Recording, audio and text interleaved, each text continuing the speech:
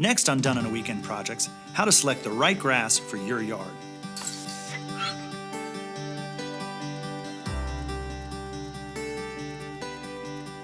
Hey everyone, it's Doug Scott with Redeem Your Ground, and once again I've joined forces with our friends at Exmark to do another Done on a Weekend Projects video.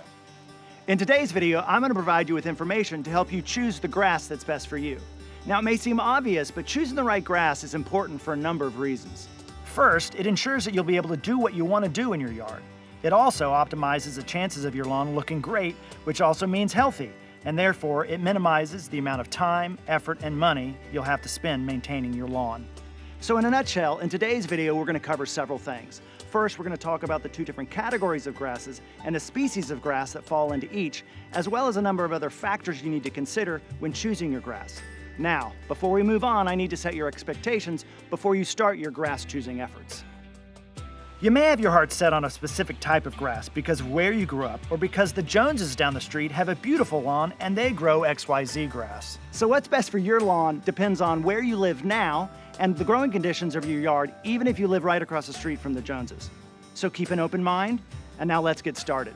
Grasses are generally divided into two temperature categories.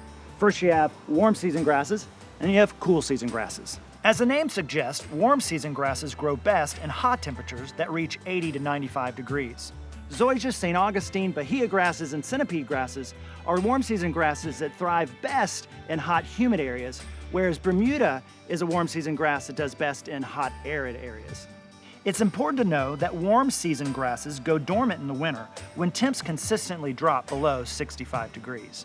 On the other side of things, cool season grasses grow best in temperatures that fall between 60 and 70 degrees. Cool season grass species include tall and fine fescue, Kentucky bluegrass, and annual and perennial ryegrass. You may have noticed a whole swath of states in the middle of the country that weren't included in the warm season area or the cool season area. This is known as the transitional zone. If you live in the transitional zone, it's both a blessing and a curse. On the positive side, you may have more choices to choose from. But on the downside, if you have a cool season grass like fescue, it's going to look pretty worn out in late summer. On the other hand, if you have a warm season grass like zoysia, it's just going to be dormant for longer. In addition to your region, there are other conditions to consider, such as shade and sun exposure, water requirements or drought tolerance, usage, who or what will be running across your yard and how much, maintenance requirements, and finally cost. When lawn professionals talk about full sun or moderate shade, what they're really referring to is the amount of direct sunlight a space gets in a given day. Full sun refers to an area that gets 8 or more hours of direct sun daily. Warm season grasses like zoysia and Bermuda grass grow best in full sun. But tall fescue, due to its deep root system, is a cool season grass that does well in sun as well, and to a lesser extent and at a higher maintenance price tag, Kentucky bluegrass. Moderate or medium shade refers to an area that gets 4 to 6 hours of direct sun daily. Cool season grasses like fine leaf fescue and ryegrass grow best in moderate shade. However, St. Augustine is a warm season grass that tolerates shade well, as do certain varieties of zoysia. You may have noticed that no one talks about full shade or getting less than 4 hours of sun a day when talking about grass. Well, that's because there's no grass that thrives in full shade.